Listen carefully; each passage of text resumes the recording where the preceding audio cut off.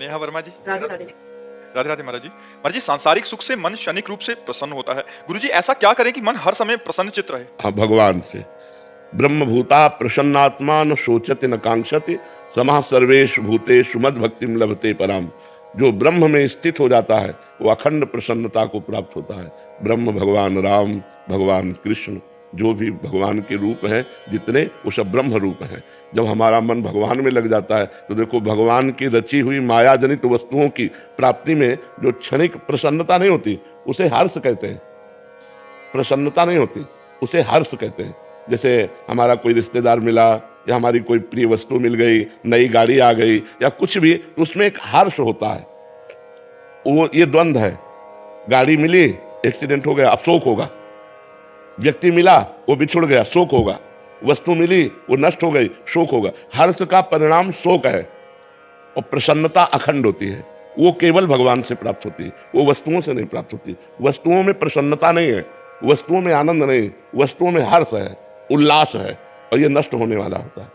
बड़े आनंदित होकर के गाड़ी खरीदी और खूब घूमने जा रहे तो एक्सीडेंट हो गया, अब शोक में बदल गया। लेकिन भगवान से प्यार किया तो भगवान अविनाशी है, भगवान सच्चिदानंद है। वास्तविक प्रसन्नता भगवान से मिलती है। भगवान से यदि संबंध नहीं है तो कितने लोग हमारे पास आकर प्रश्न कर चुके कि हमारे पास संसार का सब कुछ है लेकिन मुझे शांति नहीं है। बस जो विश्राम मिलना चाहिए वो नहीं है, तो वो संसारिक भोगों में तो है नहीं, वो तो भगवान में मिलेगा। जितना नाम जप करोगे उतना ही प्रसन्न रहोगे, चाहे जैसी परिस्थिति हो। यदि भगवान का भजन नहीं है तो जीवन में प्रसन्नता नहीं आ सकती है, पक्की बात समझ लो। आजकल बहुत लोग डिप्रेशन में जा रहे हैं, अधिकतर लोग डिप्रेशन में जा रहे हैं। क्यों? क्योंकि भगवान का भरोसा नहीं, भगवान का बल नहीं, भगवान का भजन नहीं, गंदा खान पान, गंदा चिंतन, और इतना नकारात्मक चिंतन हो गया कि वो भयभीत बने। डिप्रेशन वाला आदमी हर समय भयभीत रहता है, वो कल्पना कर करके परेशान रहता है। इसलिए हमें लगता है कि हम ओवर थिंकिंग से बचने के लिए, डिप्रेशन से बचने के लिए, अशांति, भय, दुख से बचने के लिए भगवान का आश्रय लें और भगवान का नाम जप खूब करें, भगवान की कथाएं सुने और भगवान की सेवा करें। घर में ठाकुर जी जरूर विराजमान होना चाहिए। सबको अपने घर में ठाकुर जी विराजमान करने चाहिए, भगवान विराजमान करने, थोड़ी देर उनकी पूजा करनी चाहिए, थोड़ी देर उनको सामने कीर्तन करना चाहिए, उनकी दंडवत करनी चाहिए। एक बार भगवान कृष्ण को प्रणाम करने से 10 अश्वमेध यज्ञ का फल प्राप्त होता है। 10 अश्वमेध यज्ञ का फल प्राप्त होने वाले को पुनर्जन्म होगा, क्योंकि पुण्य नष्ट होंगे लेकिन कृष्ण प्रणामी न पुनर्भवाए। जो भगवान कृष्ण को प्रणाम करता है, महाभारत में लिखा हुआ है, एकोपि कृष्ण कृता प्रणामो दशाश्वमेधा व्रतेन तुल्या दशाश्वमेधि पुनरेपि जन्मो कृष्ण प्रणामी न पुनर्भवाए। 10 अश्वमेध यज्ञ का फल प्राप्त होता है साष्टांग दंडवत करने से भगवान को। 10 अश्वमेध यज्ञ वाला स्वर्ग में पुण्य भोग कर पुनः जन्म लेगा, लेकिन भगवान को प्रणाम करने वाला पुनर्जन्म नहीं लेगा। तो अपने घर में ठाकुर जी विराजमान करे, उनको भोग लगावे, उनकी आरती करे, कीर्तन करे, उनके सामने नाचते, उनके सामने दंडवत करे, हाथ जोड़कर प्रार्थना करे, अभी मंगल हो जाए, अभी आनंद हो जाए। तो घर में तो टीवी लगाए हैं पर इधर उधर की बातें देखते हैं, मन को प्रभु में लगाना नहीं तो फिर अशांति नहीं तो और क्या। अब जिसको देखो मोबाइल में लगा रहता है, जिसको देखो मोबाइल में लगा रहता है। 1 मिनट भी मोबाइल से अलग रहना पसंद नहीं है कि शांति से बैठकर भगवान का चिंतन कर रहे हैं, शास्त्रों का स्वाध्याय कर रहे हैं, ठाकुर जी की सेवा कर रहे हैं। मोबाइल में इतनी प्रीति हो गई कि अगर ठाकुर जी की सेवा होगी तो बगल में रखा रहेगा वो, और वो कुन्न कुन्न करता ही रहता है तो मन एकाग्र नहीं हो पाता ना ठाकुर सेवा में ना भजन में। तो देखो किसका मैसेज आया, देखो किसका। तो इसलिए नाम जप करो, भगवान की सेवा करो। जयदीप सिंह जी, सूरत से। राधे राधे। राधे राधे महाराज जी। महाराज जी, आपके चरणों में कोटि कोटि दंडवत प्रणाम। महाराज जी, श्री जी की कृपा से गुरुदेव आपको सुनने के बाद जीवन में बहुत परिवर्तन आया। महाराज जी, मेरा सवाल है कि शास्त्रों में लिखा है कि कलयुग में मानसिक पाप का फल नहीं मिलता या पाप नहीं माना जाता, तो ये दुष्ट मन मानसिक पाप करवाता है महाराज जी, और बोलता है कि ये पाप कर्म तो है नहीं। मैंने आपके लेकिन उससे मन गंदा तो होता है ना। जब हम गलत चिंतन करते हैं तो उसका दंड तो हमें नहीं मिलेगा, लेकिन हमारा मन गलत संस्कार से युक्त हो रहा है, गंदा हो रहा है, मलिन हो रहा है। फिर उसके द्वारा जो संकल्प बनेगा उस क्रिया को तुम रोक नहीं पाओगे। जब हम गलत चिंतन करते हैं तो हमारे अंदर उसके भोगने की इच्छा प्रकट होती है। ध्यायते विषयांस पुंसास संगास तेषुपजायते संगात संजायते कामः, फिर काम का प्रादुर्भाव होता है और फिर हम नष्ट हो जाते हैं। तो हमें पहले ही प्रक्रिया में जब हमारा गलत चिंतन मन कर रहा है उसी समय में राधा राधा राधा राधा और गलत चिंतन हमें रोकना है। हमें गलत चिंतन का दंड तो नहीं मिलेगा, लेकिन हमारा संस्कार गलत हो जाएगा, हमारा मन गंदा हो जाएगा। मन गंदा हो गया तो तन गंदा होने में देर नहीं लगेगी, और तन गंदा और मन गंदा तो फिर दुर्गति पक्की। इसलिए हमें राधा राधा, जिस समय हमारा मन गलत संकल्प करता हो, गलत चिंतन करता हो, उस समय यदि हम नाम चला रहे हैं तो हमारा मन पवित्र हो जाएगा। वो गंदी बातें जो चिंतन में बराबर चल भी रही हो, हम राधा राधा बोल रहे हैं तो बराबर गंदी बात भी चल रही, तो सब डिलीट होती जाएगी, वो सब नष्ट हो जाएगी, वो हमारे मन को गंदा नहीं कर पाएगी। नहीं तो जब हम गंदा चिंतन करेंगे तो गंदी क्रियाएं होंगी। गंदा चिंतन और गंदी क्रियाएं ये हमारी दुर्गति कर देगी। मानसिक पाप तो नहीं होते, लेकिन जो मन में हमारे आता है उसे रोकने की सामर्थ्य भी तो नहीं है, तो वही क्रियाएं होने लगेंगी। इसलिए बहुत सावधान रहिए, जब गंदा चिंतन चले तो नाम जप कीजिएगा। मितुल जी गुजरात से। श्री हरिवंश महाराज जी। महाराज जी, हमने अक्सर सुनते हैं कि सच्चा वैराग्य मन को सभी प्रकार के बंधनों से मुक्त करता है, पर क्या यह संभव है कि कभी कभी किसी व्यक्ति में एक प्रकार का अकारण भय उत्पन्न हो जाए जो उसे वैराग्य की ओर प्रेरित करे, लेकिन वो वैराग्य प्रेम या समझ से ना होकर केवल संसार के प्रति एक नकारात्मक प्रतिक्रिया हो? यदि ऐसा है तो इस भय जनित वैराग्य की प्रेम जनित वैराग्य में कैसे परिवर्तित किया जाए ताकि हमारे केवल भय का परिणाम ना होकर भगवत प्रेम की स्वाभाविक अभिव्यक्ति बने? इसमें नवधा भक्ति सहायक होगी। किसका प्रश्न है? इसमें नवधा भक्ति सहायक होगी। भगवान के परम पावन चरित्रों का श्रवण कथन, भगवान का नाम कीर्तन, भगवान का नाम जप, भगवत भाव से सबको सुख पहुंचाना। देखो, किस बात से वैराग्य लेना है ये बात समझना है। गलत आचरण जो पाप है बस उससे हटना है। हमें पानी पीना है, हमें अन्न पाना है, हमें कपड़ा पहनना है, हमें समाज में रहना है, हमें समाज के व्यवहार से युक्त रहना है, जीना है। अच्छा, मान लो जैसे कह दो आपकी बैरागी होकर बाबा जी, हम तो बचपन से हैं, आना पड़ा ना समाज में। जाने के पहले यहाँ से भगवान ने कि तुम्हें जो कुछ प्राप्त हुआ समाज को दीजिए और फिर आइए। तो समाज का स्वरूप भगवान का स्वरूप है, ये सब भगवत स्वरूप है। अगर हम इनसे नकारात्मक भाव रखेंगे तो हमें भगवान की प्राप्ति नहीं होगी। मैं सेवक सचराचर रूप स्वामी भगवंत, मेरा आराध्य देव सब रूपों में विराजमान, मैं सेवक हूं, ऐसी भावना से यदि चला जाए तो वैराग्य अपने आप शुद्ध भगवत प्रेम प्रकट कर देगा। अब जैसे वैराग्य में व्यक्ति के प्रति घृणा, तो घृणा और नफरत अशांति पैदा करती है, वो सच्चा वैराग्य नहीं। नहीं, सच्चा वैराग्य है कि जैसे हम अपनी माँ के पास बैठते हैं तो हमें काम नहीं सताता।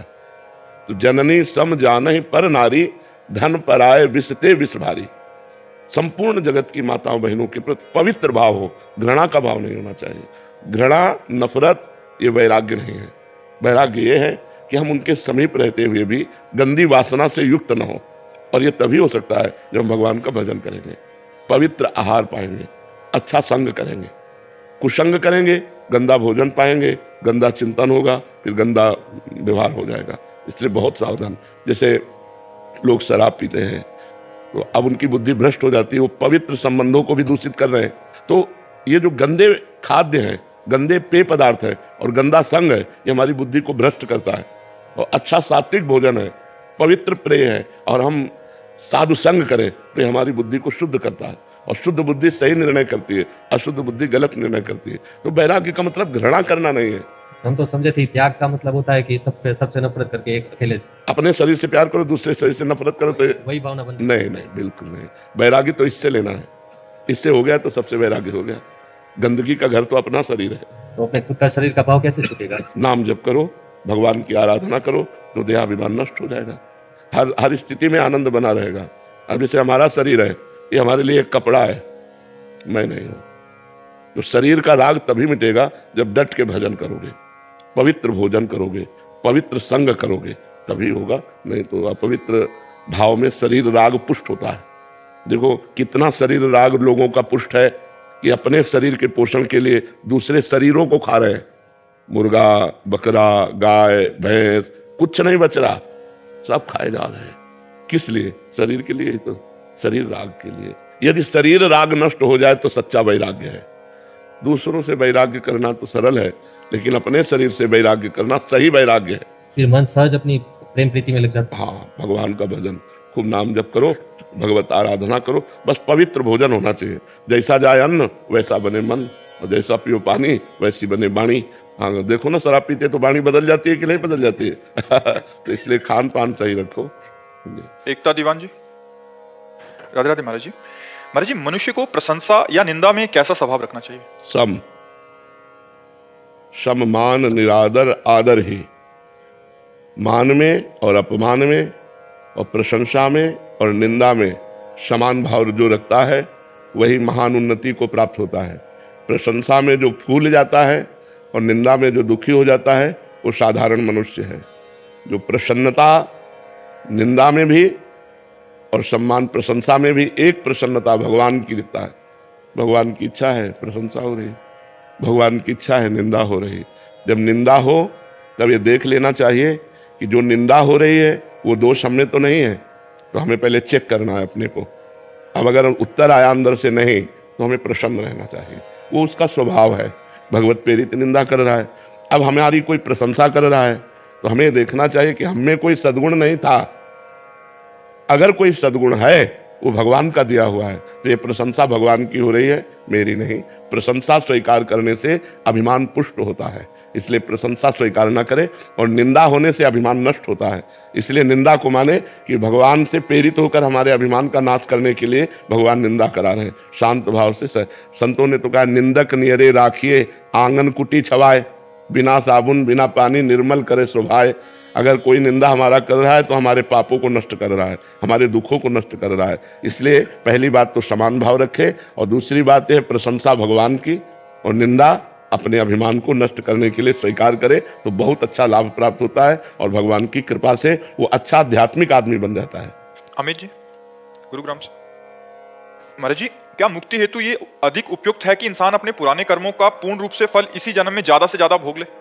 देखो, ज्यादा से ज्यादा और कम से कम भोग ही नहीं सकता, क्योंकि शरीर बनने के समय एक निर्णय लिख गया, उतना ही भोगना है, चाहे सुख हो चाहे दुख हो।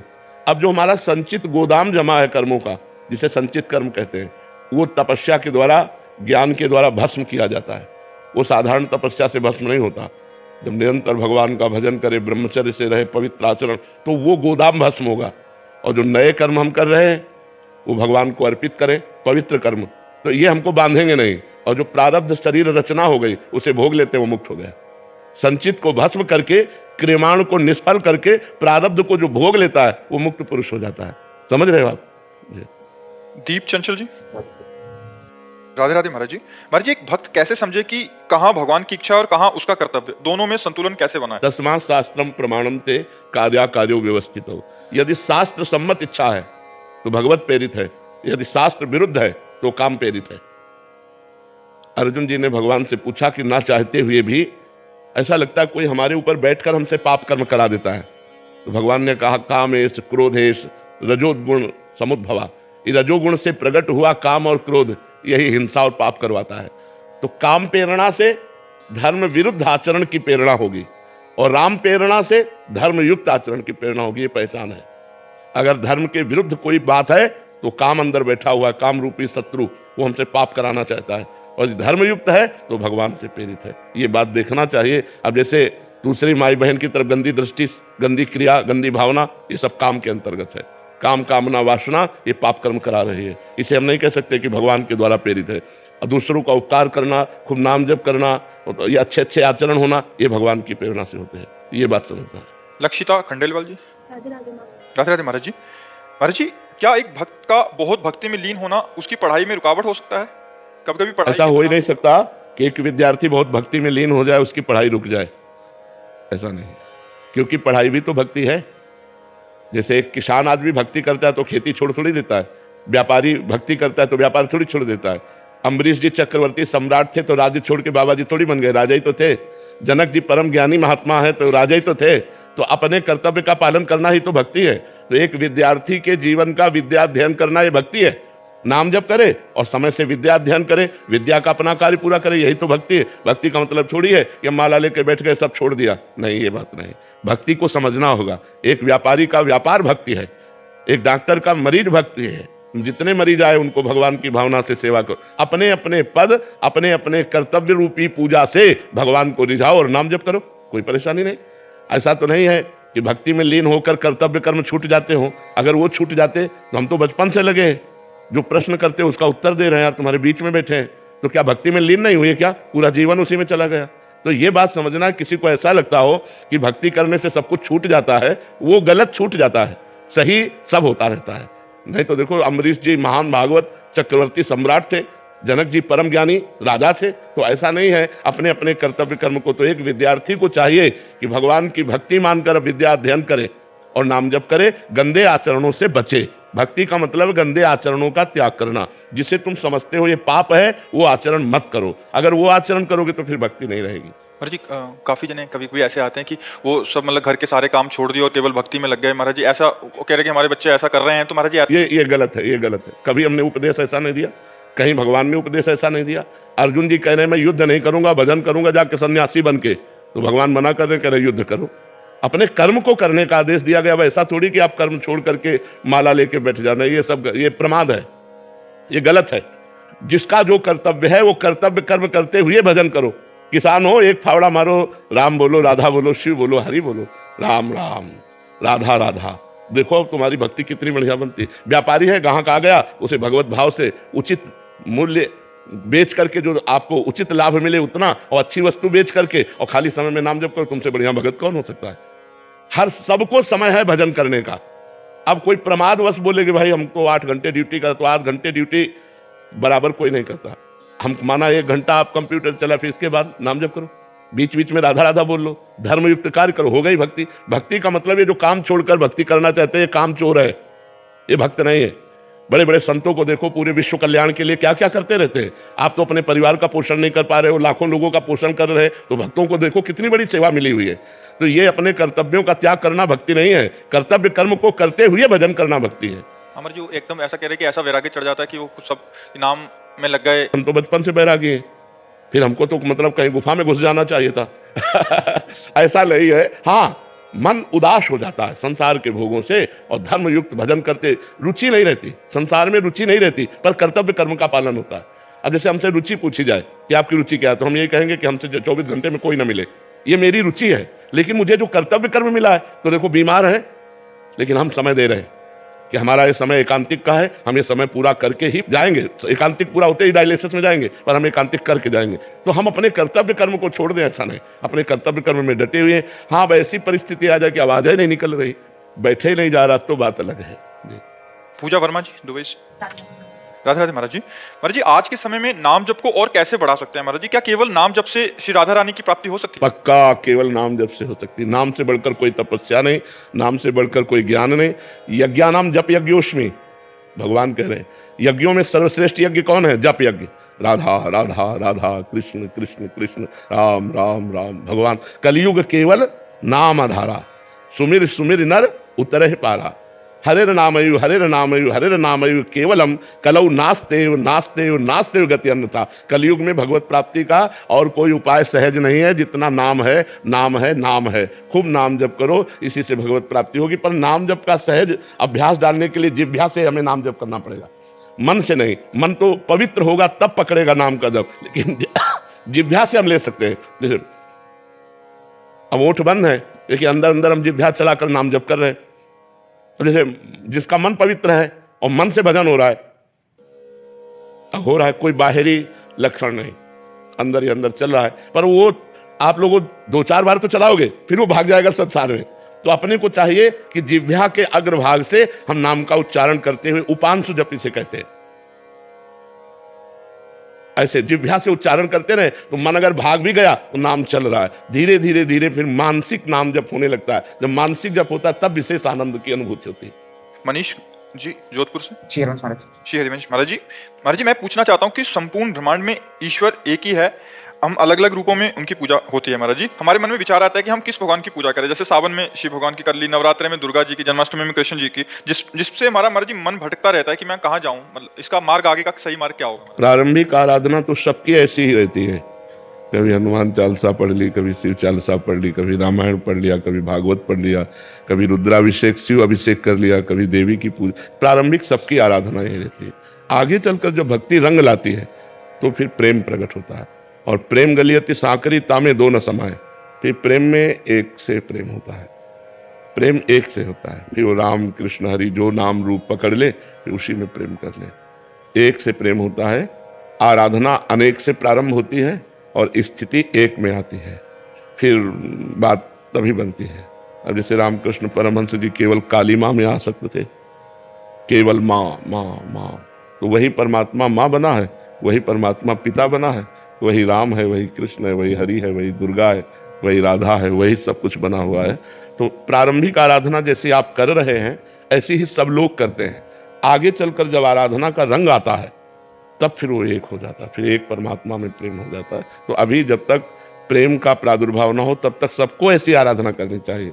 गणेश चतुर्थी को गणेश जी की पूजा, नौ दुर्गों में देवी जी की पूजा, तो जो जैसे अपने सनातन धर्म में आ रहा है होता हुआ सबको ही ऐसा करता है, करना चाहिए। लेकिन जब उपासना का रंग चढ़ता है फिर वहाँ रसना कटो जो अन रटो, निरख अन फुटो नयन, श्रवण फुटो जो अन सुनो, श्री राधा जसवैन। वो केवल अपने प्रेम में उन्मत्त रहता है, उसमें जित देखूं तित श्याममयी है। उद्धव जी ज्ञान समझाने गए गोपिकाओं को, गोपिकाओं ने कहा ये ब्रह्म ज्ञान अपने पास रखो, हमारा ब्रह्म हमारे नेत्रों में समाया हुआ है, हमारे हृदय में समाया हुआ है, कण कण में जित देखूं तित श्याममयी है। तो ये फिर प्रेम की बात आती है। समझ पा रहे हैं आप? नेहा जी यूएसए से। राधे राधे महाराज जी। महाराज जी ये प्रश्न काफ़ी सारे माँ बाप का है कि जैसे कोई माँ बाप महाराज जी विदेश चले गए, वहाँ विदेश में फिर उनके बच्चे वहाँ जन्म लिए, फिर बच्चे बड़े होते हैं तो एक समय जाके केवल बच्चों के लिए माँ बाप ही रह जाते हैं, क्योंकि यहाँ जो पैदा हो रहा है तो उसके चाचा ताऊ रिश्तेदारी होती है, वहाँ वो अकेले रह जाते हैं। तो कह रहे हैं कि ऐसे में आगे चल के उनके लिए अकेलापन एक बहुत बड़ी समस्या हो जाता है, और मतलब ऐसी मानसिक स्थिति में बच्चों का पालन पोषण कैसे करें जहाँ उनके लिए केवल माँ बाप ही हैं और कोई संबंध ही माँ बाप चले गए तो फिर और कौन सा, और क्योंकि महाराज जी पीछे किसी से संबंध नहीं रहा और किसी से परिचय नहीं है, यहाँ तो जैसे गाँव ऊपर वाले से सब। हमारे तो एक ही सब उत्तर है, भगवान। अगर भगवान से हमारा संबंध है तो विदेश में भी हमारे मित्र मिल जाएंगे, विदेश में भी परिवार से अधिक प्यार करने वाले मिल जाएंगे, और भगवान विदेश में भी हमको चंगा रखेंगे। अगर हम भगवान से संबंध रखें तो सब व्यवस्था कर देंगे। पक्का समझो, भगवान के लिए देश विदेश थोड़ी है, सकल भूमि गोपाल की, जितना ब्रह्मांड है वो तो सब भगवान का ही है। तो अगर आप भगवान का भजन करेंगे, भगवान से प्यार करेंगे, तो आपको ऐसे पड़ोसी मिल जाएंगे जो आपके परिवार से ज्यादा आपको प्यार करेंगे, आपके ऐसे मित्र मिल जाएंगे जो आपको संतुष्ट कर देंगे। ये भाव नहीं रह पाएगा कि मैं अकेला हूं विदेश में, भगवान मिला देंगे, ऐसे ऐसे ऐसे मिला देते हैं। तो हमें लगता है भगवान का ही आश्रय लिया जाए और भगवान से ही प्रेम किया जाए, वही सब विधान बना देंगे। नहीं तो गाँव में घर में रहते हुए भी परिवार से दुश्मनी हो जाती है, नहीं हो जाती है? तो अब उस बात को कैसे, मान लो वो विदेश में तो अकेले हैं अपने देश से, लेकिन अपने घर के ही सगे भाई भाई में बैर हो जाता है, वो उसको देखना भी पसंद नहीं करता, तो उसका हित क्या करेगा? तो जहां भगवान नहीं, भगवान की भक्ति नहीं, भगवान का प्रेम नहीं, वहां शांति कहीं नहीं है। इसलिए भगवान से जुड़ो, भगवान से प्रेम करो, तो विदेश में भी ऐसे मिला देंगे जो परिवार से अधिक प्यार करने वाले होंगे। मोनिका जी, महाराज जी दुबई में रहते हैं तो कह रहे हैं कि जैसे आपसे महाराज जी भारत देश का मैं सुना महाराज जी, तो फिर ऐसा लगता है कि ऐसे पावन भूमि को छोड़ के हम विदेश में रह रहे हैं, और फिर लगता है कि वहाँ से छोड़ के यहाँ आ जाएं, तो फिर एक दूसरा डर ये होता है कि यहाँ आके कहीं परिवार और माया में आसक्त हो गए तो जो थोड़ा बहुत भजन वहाँ हो रहा था वो भी ना हो। तो महाराज जी ऐसे में क्या करना चाहिए? भगवान के आश्रित हो जाना चाहिए। वो दुबई में रखे तो ठीक, भारत में रखे तो ठीक, आप चिंता मत करो इस बात की। जहाँ हो वहाँ कमाओ और भगवान का भजन करो, और भगवान के ऊपर छोड़ दो कि जहाँ रखोगे वहीं रहूंगी, जैसे आप रखोगे वैसे मैं रहूंगी, कोई समस्या ही नहीं है। हमें चिंता नहीं करनी कि वो हमें भारत में रखें या विदेश में रखें। अगर वो हमें विदेश में रखकर भजन करा रहे हैं तो जय हो आपकी, अगर वो अपने देश में ला रहे हैं तो जय हो आपकी। वो आजकल मोबाइल का जमाना है, घर बैठे सत्संग सुन सकते हो। जो वृंदावन में यहाँ हो रहा है वो पूरे विश्व में कहीं किसी कोने में बैठकर आप सुन सकते हो। तो सत्संग सुनो, नाम जप करो, जहाँ हो आनंद से रहो, और ये बात भगवान के ऊपर छोड़ दो कि जिसमें हमारा मंगल हो वहाँ आप रखना, वैसे ही हमें रखना। जी सन्यासी माता जी का प्रश्न है। महाराज जी आप कह रहे हैं कि आप 1-2 साल पहले आए थे। हाँ, हमें याद है, याद। तो महाराज जी इनका राधा नाम की और आपके सत्संग से बहुत प्रभावित होकर आपने बोला था राधा नाम जप करो, 84 जी का पाठ करो। महाराज जी पर मैं ये कह रहे हैं कि मैं अपने आप को अभी सन्यासी मानूं या वैष्णव मानूं महाराज जी, क्योंकि मैं तो पूरा राधा नाम। देखो, सन्यासी और वैष्णव शरीर है, हम सब भगवान के हैं, भगवान के अंश हैं। और पूर्णमदा पूर्णमिदं पूर्णात् पूर्णमुदच्यते पूर्णस्य पूर्णमादाय पूर्णमेवावशिष्यते। उस परमात्मा का पूर्ण अंश जो होता है वो परमात्मा स्वरूप ही होता है।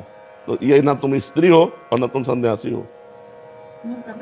जो वैष्णव को तिलक और देखो, ये सब बाहरी आचार हैं, बाहरी आचरण हैं। आप कंठी नहीं बांधे, आप तिलक नहीं लगाए, लेकिन डट के भजन करते हो तो भगवान की प्राप्ति होगी। कंठी बांधे हैं, तिलक लगाए हैं और गलत आचरण भी करते तो नरक जाएंगे। तो ये जो हमारा वेश है ये आचार्य परंपरा से है। किसी का सन्यास का वेश है, किसी का वैष्णव का वेश है, लेकिन हम चलते उसी परमात्मा की तरफ है। परमात्मा 100-200 तो नहीं है ना, परमात्मा तो एक ही है। जहां हम रति कर लें, नारायण स्वामी सन्यासी थे और भगवान श्री कृष्ण के परम प्रेमी थे। कोई ऐसा नहीं है जो बिना प्रेम के कल्याण को प्राप्त हो जाए। चाहे आत्म प्रेम हो, चाहे कृष्ण प्रेम हो, चाहे राम प्रेम हो, चाहे शिव प्रेम हो, जब तक प्रेम नहीं होगा तब तक मुक्त नहीं हो सकता। भगवान से प्रेम होना अत्यंत आवश्यक है। प्रेम होता है नाम से, प्रेम मूल यह नाम है। अब जैसे संन्यास में प्रणव जपना होता है, वो भी तो भगवान का नाम है। तो अगर हम वृंदावन प्रेम प्राप्त करना चाहते तो हमें राधा राधा जपना पड़ेगा। अच्छा हमें बताओ, दवाई खाने में ऐसा कुछ नियम है क्या कि सन्यासी को अलग दिया जाएगा, वैष्णव को अलग दिया जाएगा, गृहस्थ को अलग दिया जाएगा? दवाई तो हम लेते हैं ना, तो हम इसे दवाई माने कि भव रोग की अचूक औषधि और प्रभु से प्रेम कराने की सामर्थ्य ये राधा नाम में विराजमान है। तो हम औषधि के रूप में जा सुदाम भव भेषज हरन घोर त्रैशूल, जिनका नाम भव रूपी रोग की औषधि है और तीनों तापों का नाश करने वाला है, वो प्रभु का नाम है। राधा कहो, कृष्ण कहो, राम कहो, हरि कहो, वही एक ही परमात्मा के नाम है। इसलिए महाराज जी आपका एक वो है कि आपका अंतिम एक और चिंता है कि अंतिम संस्कार वैष्णव पद्धति से होना चाहिए, संन्यास पद्धति से होना चाहिए। जो हंस था वो तो परमहंस में मिल गया, जो हंस था वो परमहंस में मिल गया। पिंजड़े का बच्चा है, जो कुछ करो, पिंजड़ा ही तो है ना ये, हंस तो इसका उड़ गया। तो जब हम परमात्मा को प्राप्त हो गए तो हमारे शरीर को चाहे गाड़ दो, चाहे फूंक दो, चाहे जो कुछ करो, उससे कोई मतलब नहीं होता। तो ये शरीर न सन्यासी है और न वैष्णव है, मन है सन्यासी और मन है वैष्णव, और मन परमात्मा में मिल गया तो अब शरीर की जो मतलब गति हो सो। मतलब जिन ऐसे जो परमहंस हुए, जिनके न शिष्य है न जिनको कोई जानता है, और उनका शरीर छूटा तो उनका दाह संस्कार कौन करेगा? उनका जल समाधि कौन देगा? जहां शरीर छूटा वहीं पड़ा है, चाहे कुत्ते खा गए या तो पशु पक्षी नोच के खा गए या पड़ा पड़े सड़ गया, शरीर का क्या लेना? आप संन्यास धर्म के अनुसार ही शरीर का संस्कार करवाओ, मन प्रेम में जाने दो और तन संसार के लीला में जाने दो, ठीक है? महाराज जी नाम जप आप बताते हैं जब नाम जप करो, तो नाम जप इंसान क्यों नहीं करता? क्योंकि सारे संत भगवान, सारे उपदेश, सब हर कोई कह रहा नाम जप, तो ये इंसानी बुद्धि को क्यों नहीं समझ आ रहा है? पापवंत कर सहज स्वभाव, मोर भजन ते भाव न काऊ, जो पै दुष्ट हृदय सोई होई, मोरे सन्मुख आव की सोई, निर्मल मन जन सो मोहि पावा, मोहि कपट छल छिद्र। अब यहाँ बिना कपट के चली रही है, कपट छल दोष नाना प्रकार के पापाचरण, तो भगवान में कैसे मन लगे? यदि हम जबरदस्ती नाम जप करें तो हम निष्पाप हो जाएं, फिर हमारा मन आनंदित होकर भगवान में लग जाए। सबसे कठिन काम संसार में भगवान का भजन करना है, नाम जप करना है। यदि भगवान का नाम जप होने लगे तो आनंद आ जाए भाई, पाप नष्ट हो जाए, दुख नष्ट हो गए। पाप का फल ही तो दुख है, पाप नष्ट हुए कि दुख नष्ट हुए, जीव परमानंद में डूब गया। नाम में बाबा जी ताकत तो बहुत है, क्योंकि मैं पढ़ता था, मेरे साथ एक मित्र थे, वो पहले मित्र नहीं थे, वो मेरे को देख के उन्होंने कहा तुम पर्सन पढ़े रहते हो। मैं कहा हाँ बस कृपा है, मैंने नहीं बताया क्योंकि वो पहले मुझे पता था कि सिगरेट दारू से थे। तो उन्होंने मेरे से एक दिन खुल के बताया ऐसे ऐसे मेरे घर में थोड़ा ठीक नहीं रहता, मेरा कभी कभार मन करता मैं प्राण त्याग। मैं कहा फिर यार ऐसे क्यों कह रहे हो आप? मैंने आपको बताया, मैं कहा ऐसे ऐसे हमारी महाराज जी हैं, आप 20 दिन सुनो लगातार, और खाली नाम जप करना है 24 में, जैसे आपने बताया एकांतिक सुनता मैंने बताया। भगवान के नाम में इतनी सामर्थ्य है कि वो भगवान को भी अधीन कर लेता है। भगवान देखो, सुमिर पवन सुत पावन नामू अपने बस करी राखे। भगवान जिसके अधीन हो गए, सोचो नाम में इतनी सामर्थ्य है कि नाम ही को अधीन कर लिया। पर हम इतना अपनी भावना से बताते हैं कि जैसे हमारे पाप 500 ग्राम है और नाम अभी 50 ग्राम हुआ है, तो प्रभाव नहीं समझ में आएगा। जब 550 नाम पहुंचे तब चमत्कार समझ में आएगा। तो लोगों के पाप तो है 1 किलो और नाम है 2 ग्राम और वो चाहते हैं कि मतलब तो अभी मेहनत करनी पड़ेगी। सा तू दीर्घकाल निरंतर सत्कार सेवितो दृढ़ भूमि, पातंजल जी कह रहे सा तू दीर्घकाल, वह जो नाम है वो दीर्घकाल निरंतर आदर के साथ जपा जाए तो दृढ़ भूमि, फिर पक्का हो जाएगा। खूब नाम जप करने का अभ्यास करें। इसलिए यज्ञ भाग्य वर्तते नाम तुभ्यम, मन साग्रे नहीं कहा, जीव भाग्य, क्योंकि मन से जप करना बहुत कठिन है, तो जीव से जप करो राधा राधा राधा राधा राधा राधा राधा। जाने अनजाने में किसी को मारना गलत है, जाने अनजाने में नहीं, यहाँ ध्यान देना है, अनजाने में और जाने में बड़ा अंतर है। तो फिर जब पूजा कक्ष में जब घर लिपते हैं तो चींटी कीड़े वगैरह रहते हैं, तो उसको जब लिपता हूँ तो वो उसमें देखो, उसमें अपने लोग भी सेवा करते हैं।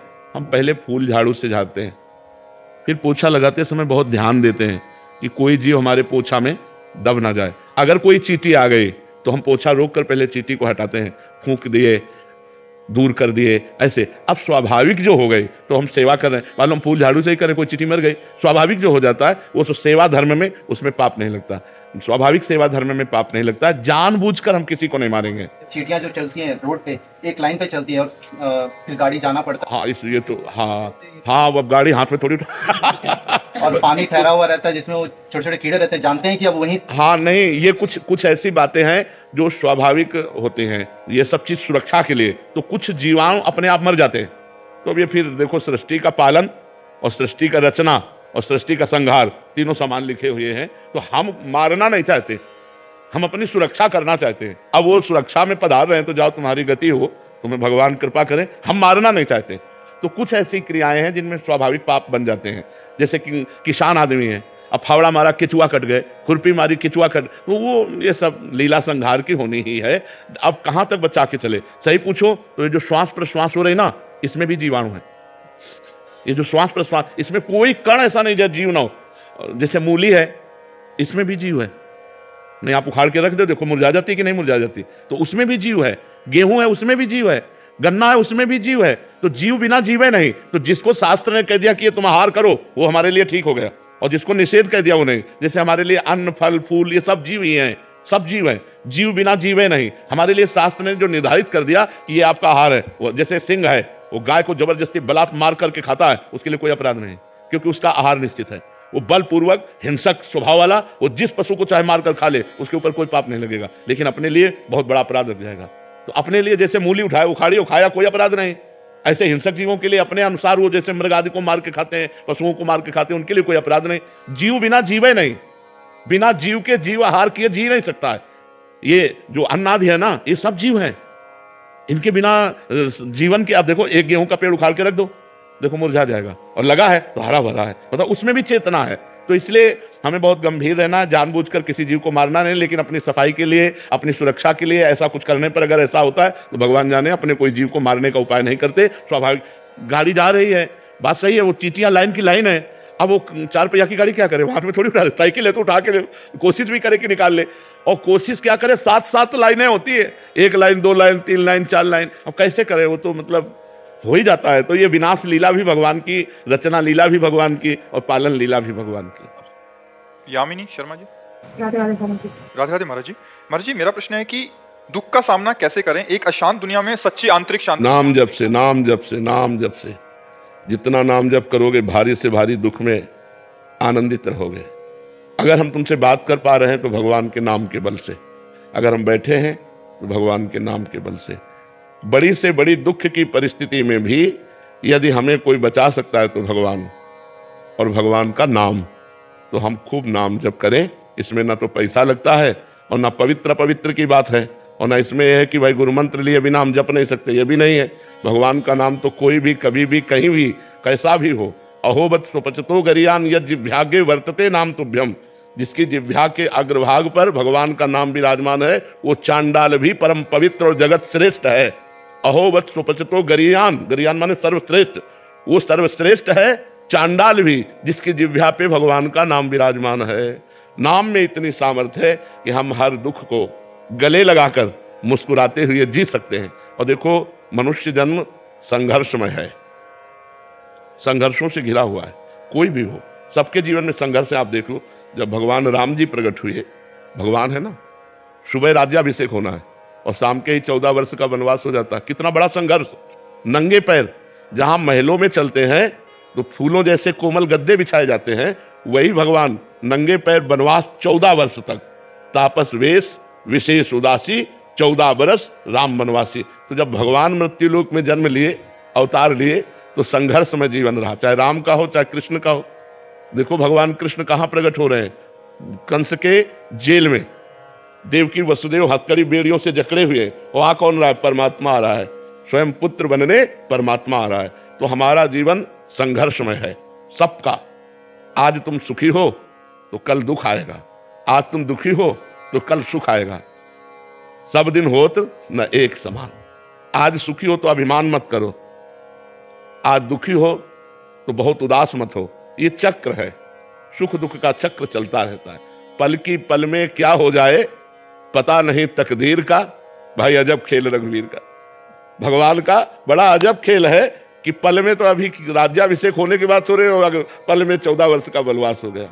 पल की पल में क्या हो जाए कुछ पता नहीं तकदीर का, अजब खेल रघुवीर का। इसलिए हमको दुख में सामर्थ्यवान बनने के लिए भगवान का नाम जप करना चाहिए। नाम जप से बड़ी सामर्थ्य मिलती है।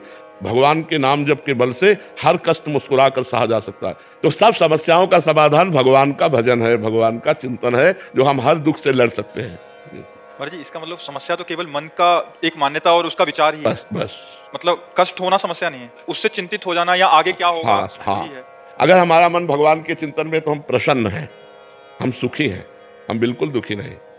और अगर भगवान के चिंतन में ना होता और ये चिंतन में होता तो अरे आग लग जाती, डिप्रेशन में पहुंच जाते। तो आनंदित होने के लिए भगवान का नाम, यही हम उदाहरण अपना इसलिए देते हैं कि प्रत्यक्षम किम प्रमाणम, जब प्रत्यक्षम तुम्हारे सामने बैठे तो और क्या प्रमाण दें। तो इसलिए भगवान का नाम जप करो, गंदे आचरण छोड़ो, पाप आचरण छोड़ो, तो आप आनंदित रहोगे, आप प्रसन्न रहोगे, आपका हृदय शीतल रहेगा। महाराज जी इसमें एक अभी प्रसंग चल रहा है इसलिए कर रहा हूँ। महाराज जी 1-2-3 दिन पहले कोई आए थे, वो अपने शारीरिक रोग के कारण इतने दुखी हो गए थे कि एक तो उनका शारीरिक रोग का कष्ट जो उनके शरीर में हो रहा है उसको सह नहीं पा रहे, और जो घर वाले आए थे वो कह रहे थे कि ये अभी मतलब शरीर नष्ट करने के लिए उद्यत हो गए थे कि मैं इतना झेल नहीं पाऊंगा, मेरे बच्चों को क्या होगा। इनका एक ये चिंता, पारिवारिक चिंता, दूसरी शारीरिक चिंता, तीसरा मतलब कितना उनको बोल रहे हैं तो उनको समझ ही नहीं आ रही महाराज जी बात। तो ऐसे में महाराज जी काफी सारे ऐसे बीमार जन हैं जो मतलब अपनी इसी बात से डिप्रेशन में हैं, पारिवारिक चिंताएं, शारीरिक कष्ट। महाराज जी इसमें मतलब केवल नाम ही, भगवान के नाम से सब कुछ हो जाएगा। हमें भोजन भी नहीं मिलता था, कई दिन भोजन भी नहीं। जिस आश्रम में हम रहने के लिए जाते, 10-5 दिन मान लो रख लिया, और जहाँ पता चलता किडनी फेल है तो तुरंत निकाल दिए जाते, क्योंकि कौन दवा करवाएगा। और आज आप देख रहे हैं भगवान सब अपने आप देते हैं। तो हम कह रहे हैं, मान लो आपके 2-4 बच्चे होंगे, घर है, परिवार है, अगर आप भगवान के आश्रित हो जाओ कि ऐसी व्यवस्था बना देंगे वो सब चलने लगेगा। पर भगवान के भरोसे हो जाए तो, भगवान का भरोसा ना हो तो फिर दुर्गति पक्की है।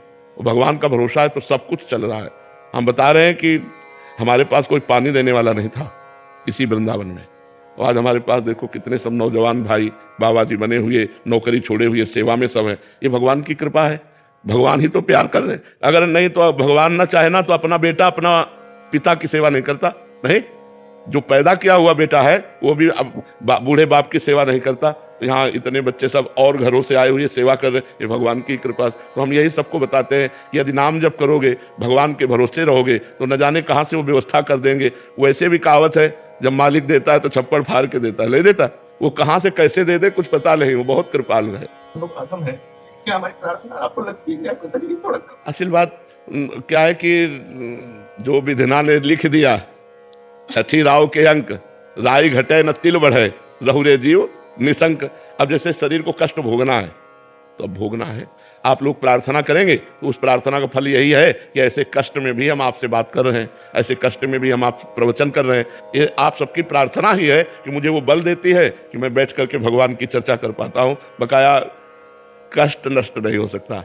अगर नष्ट किया जा सकता था तो माता कौशल्या विधवा नहीं होती। फिर विचार करके देख लेना, जिनके पुत्र भगवान राम, उनकी माँ को वैधव्य सहना दशरथ जी का, तो ये सब विधान है, जो विधान है वो होके रहता है, भोगना पड़ता है, ये सब भोगना पड़ता है।